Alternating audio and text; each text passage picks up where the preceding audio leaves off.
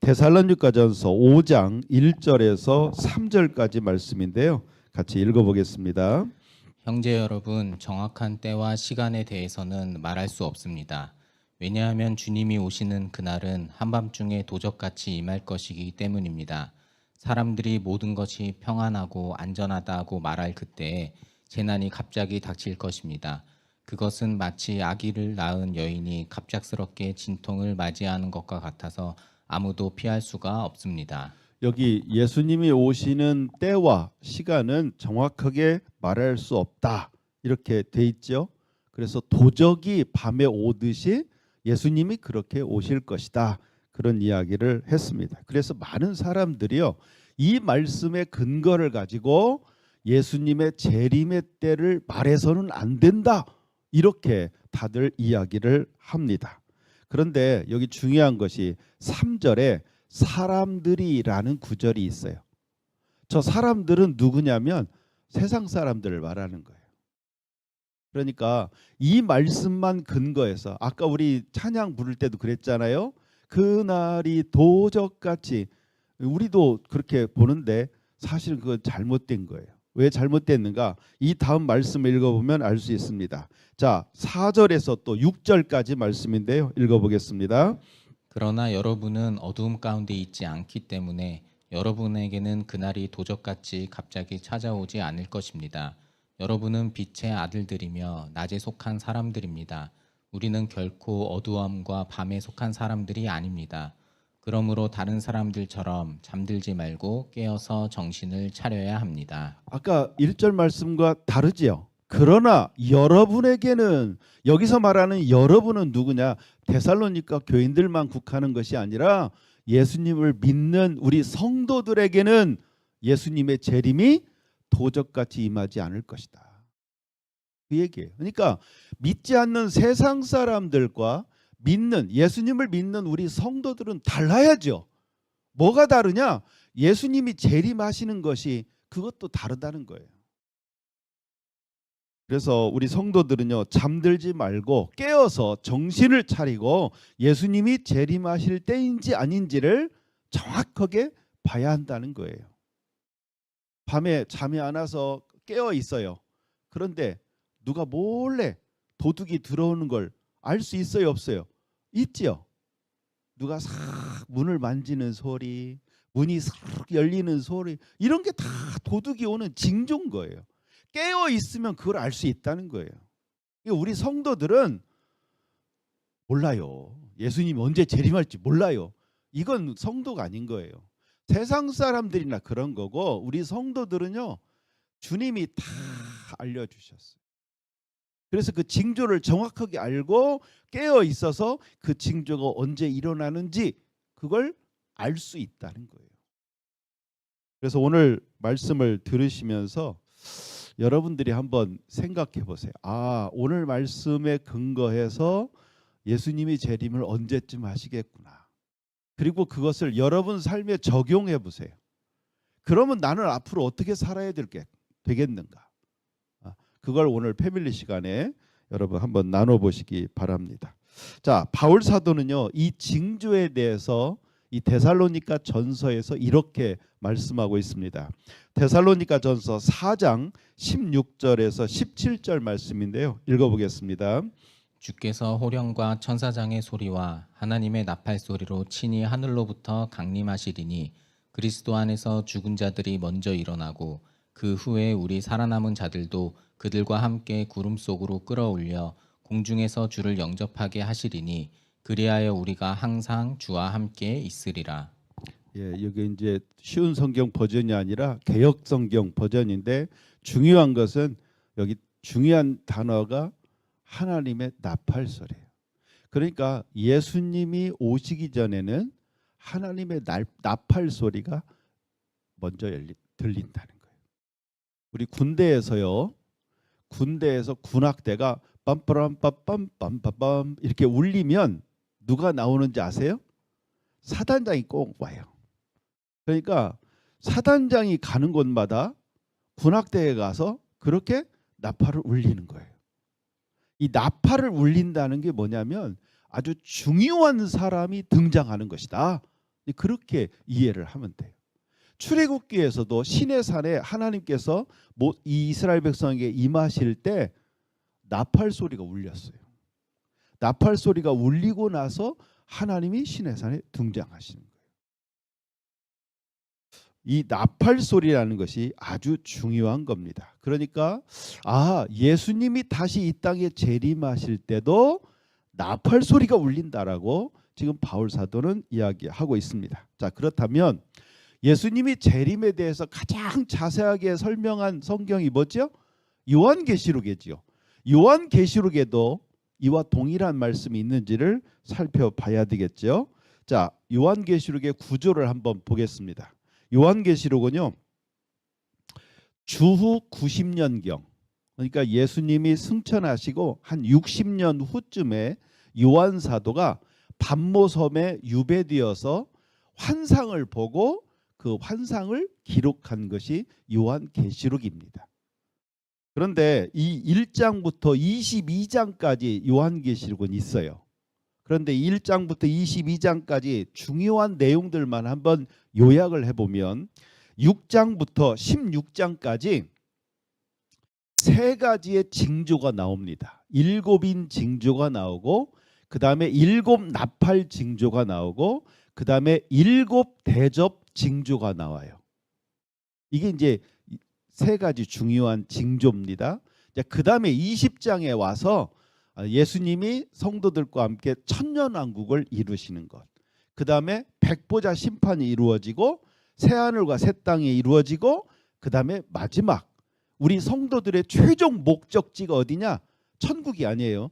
바로 이 새 예루살렘 성에서 하나님과 예수님과 얼굴을 마주대하고 영원한 생명을 누리는, 영생을 누리는 것이 바로 새 예루살렘입니다. 그러니까 완성, 최고의 우리의 목적지는 저 새 예루살렘 성에 들어가는 거예요.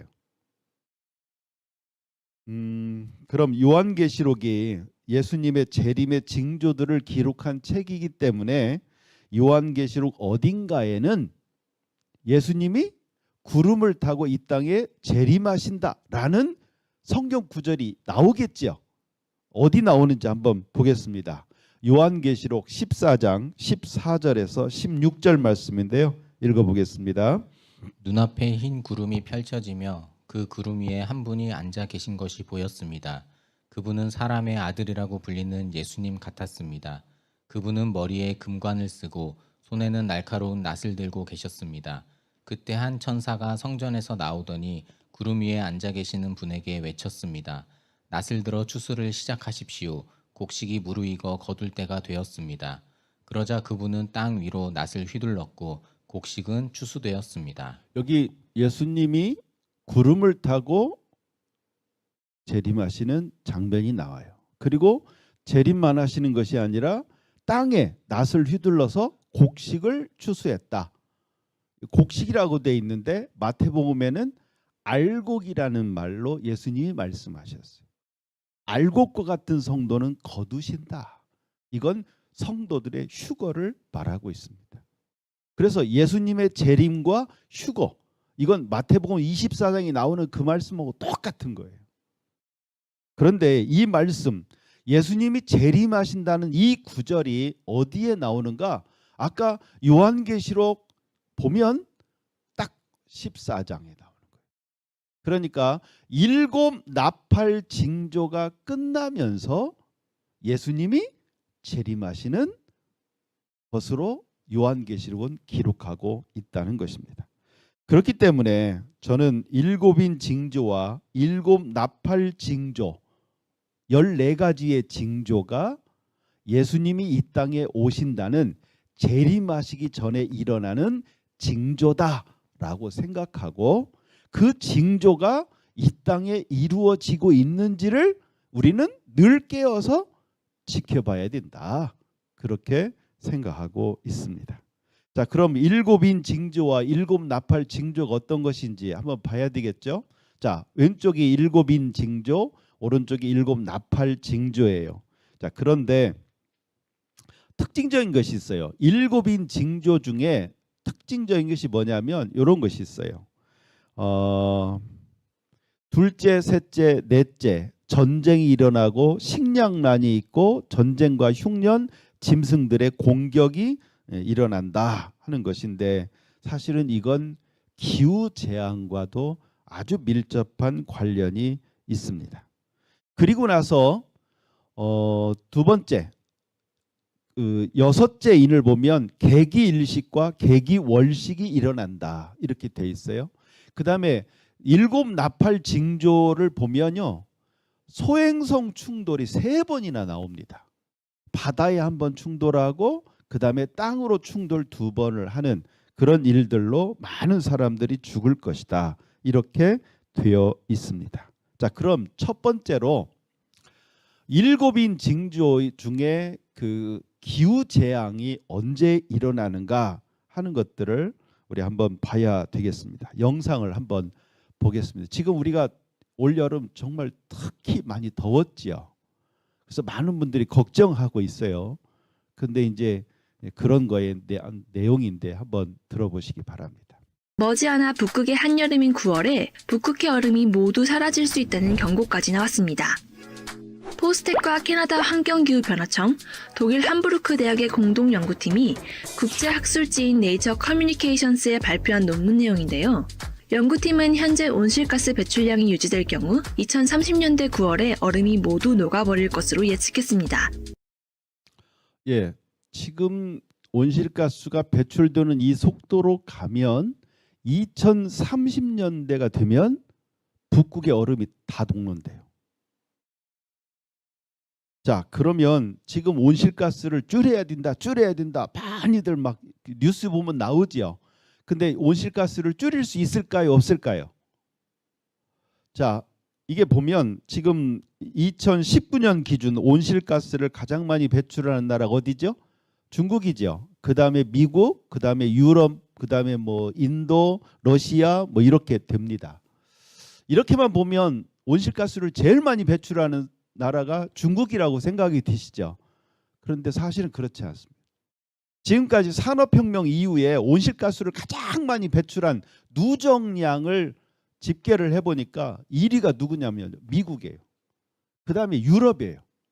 그 다음에 이제 중국인데 중국의 5배 이상을 미국과 유럽연합이 이미 배출을 다 했어요. 그러니까 자기들은 배출을 다 해놓고 그 다음에 돈 많이 벌고 선진국 되고 그리고 이제부터 규제하자. 그러니까 저 러시아, 중국, 인도 이런 사람들은 거기에 그 규제에 따르겠어요? 안 따르겠어요? 안 따르고 싶지요. 그래서 온실가스 배출은 줄일 수가 없는 것입니다. 그래서 내년에는 올해 여름보다 더 더울 것입니다. 이건 막을 수 없어요. 냄비가 팔팔 끓고 있어요. 그럼 어떻게 해야 돼요? 가스불 줄여야죠. 근데 줄일 수가 없어요. 그럼 어떻게 됩니까? 계속 끓지요. 자, 그렇게 계속 뜨거워지면 어떤 일이 생기느냐? 첫째, 온도에 가장 민감한 게 바로 빙하입니다. 그래서 북극의 빙하가 30년대에 녹고 아마 지금 남극도 많이 녹을 거예요. 그렇게 녹게 됩니다. 자, 빙하가 녹으면 어떤 일이 생깁니까? 해수면이 상승을 합니다. 그러면 바닷물에 잠기는 육지가 늘어나고 대개 농경지는 어디에 있나요? 높은 지대에 있나요? 낮은 지대에 있나요? 낮은 지대에 있어요. 왜냐하면 물을 많이 대야 되니까 농경지들이 많이 소실되게 될 것입니다. 자, 그다음에 둘째, 바다 수온이 올라가면서 비구름이 더 많이 발생하고 태풍도 더 많이 발생할 거예요. 그러면서 이제 엄청난 폭우가 쏟아지고 홍수가 일어나고 거기에 따라서 산사태들이 많이 일어날 겁니다. 그리고 바람의 흐름이 바뀌면서 이제는 가뭄이 극심한 지역이 생기는 거예요. 전에는 비 왔던 지역이 이제는 비가 안 오고 전에는 비가 안 왔던 사막 지역에 갑자기 폭우가 쏟아지는 그런 현상들이 이상 기후들이 이제 벌어지게 될 것입니다. 자, 그럼 어떻게 될까요?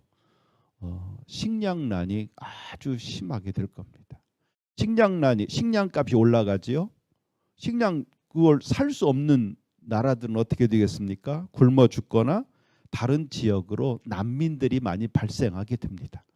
그러면 자기들 나라로 난민이 다른 나라 난민이 오는 걸 누가 반기겠어요? 그래서 이제 장벽을 칠 겁니다. 그런데 난민들이 무장을 했다면 어떻게 될까요? 전쟁이 여기저기 벌어질 거예요.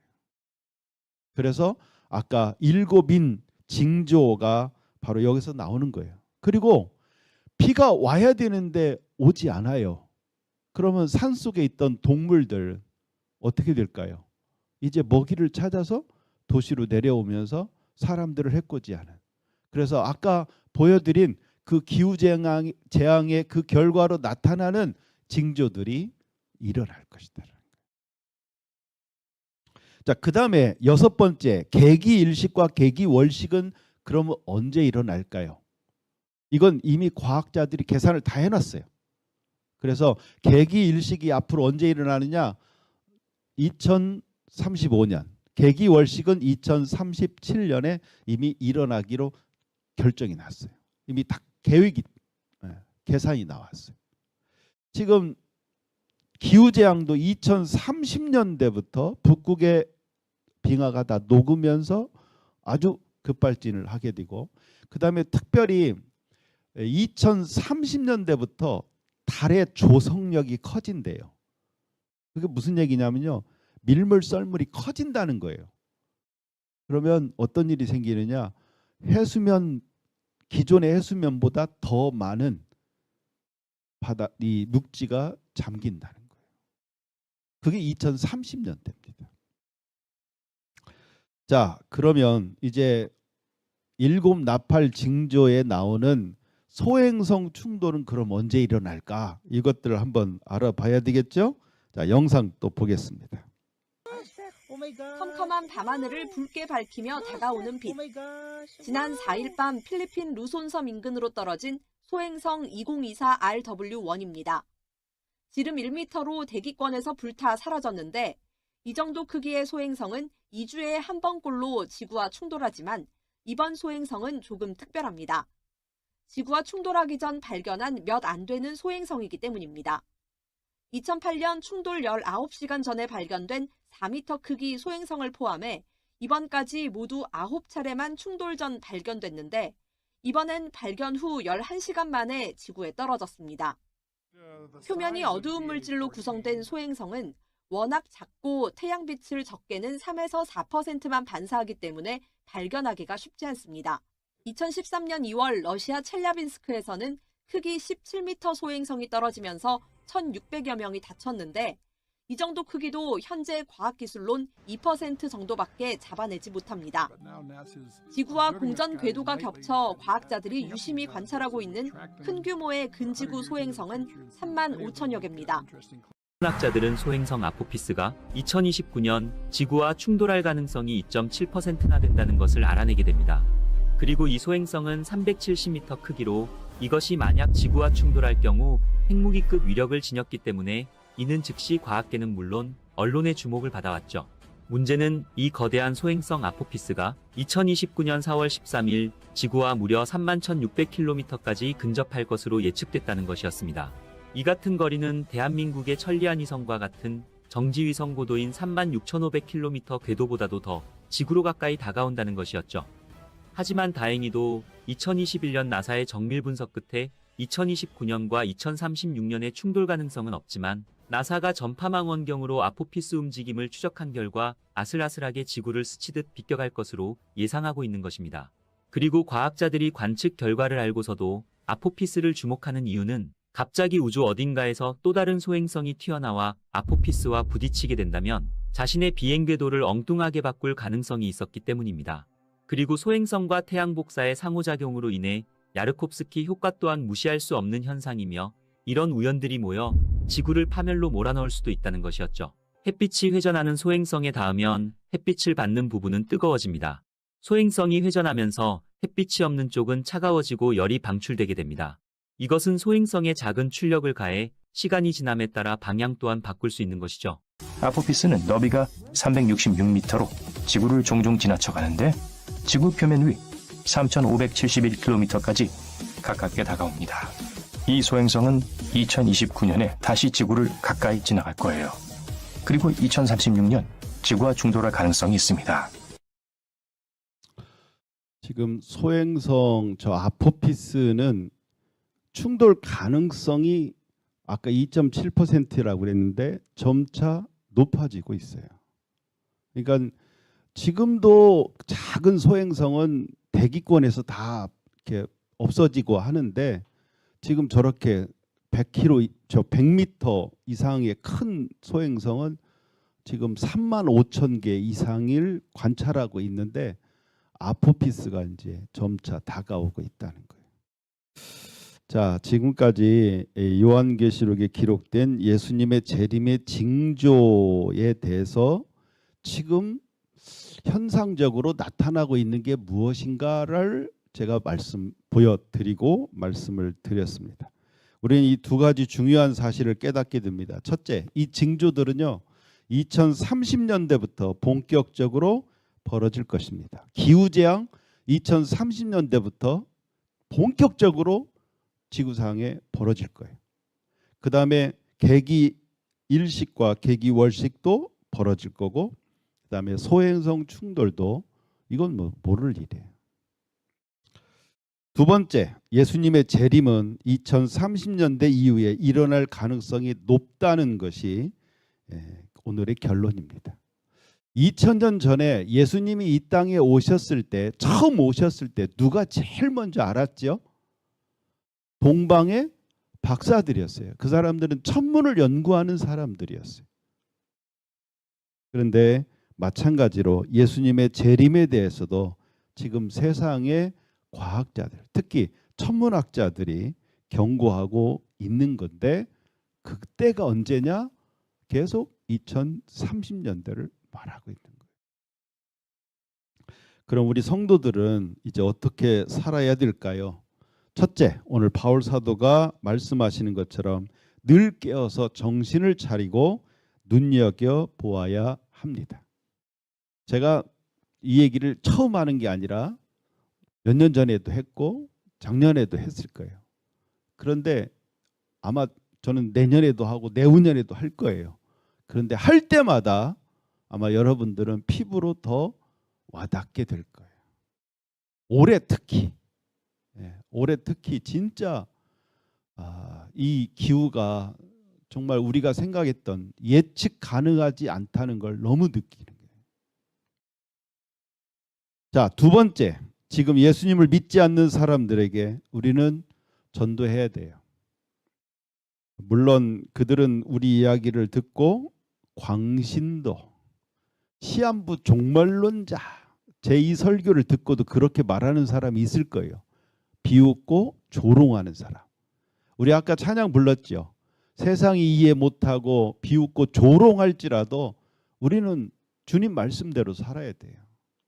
그런데요, 우리가 그렇게 전하면 지금 그 사람들이 조롱하고 비웃고 무시해도 점차 2030년대가 되어서 이런 현상들이 나타날 때 성경에 기록된, 요한계시록에 기록된 징조들과 지금 나타나는 현상들이 같다는 걸 느낄 때 그들은 예수님을 믿게 되는 가능성이 높아지는 거죠. 그때를 위해서 우리는 전도하는 거예요. 지금 예수님을 믿고 있는 여러분들은 정말 옳은 선택을 하신 것입니다. 이 지구 영원하지 않습니다. 이제 얼마 남지 않은 것을 누구나 다 느끼고 있어요. 그것이 그냥 성경과 상관없이 우리 인간들이 지구를 망쳤다 그런 차원이 아니에요. 이미 성경에 다 예언이 돼 있어요. 그렇기 때문에 예수님을 믿는 우리 성도들은 이 믿음을 끝까지 잘 지키셔야 합니다. 그래서 주님이 재림하시고 추수하실 때에 휴거에 참여하시기를 바랍니다.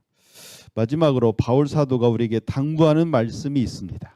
자, 정말 이 사실을 믿고 우리가 어떻게 살기를 원하는지 바울 사도가 데살로니가전서 5장 14절에서 24절까지 말씀하는 게 있는데요. 저와 함께 같이 읽었으면 좋겠습니다. 게으른 자들을 훈계하고 마음이 약한 자들을 격려해 주십시오. 힘이 없는 자들을 도우며 모든 사람을 인내로 대하십시오. 악으로 악을 갚지 말고 서로 모든 사람에게 선을 베풀도록 힘쓰십시오. 항상 즐거워하십시오. 쉬지 말고 기도하십시오. 모든 일에 감사하십시오. 이것이 그리스도 예수 안에서 여러분을 향한 하나님의 뜻입니다. 성령께서 일하시는 것을 막지 말고 예언의 말씀을 하찮게 생각하지 마십시오. 모든 일을 잘 살펴서 선한 것을 붙잡고 악한 것을 멀리하기 바랍니다.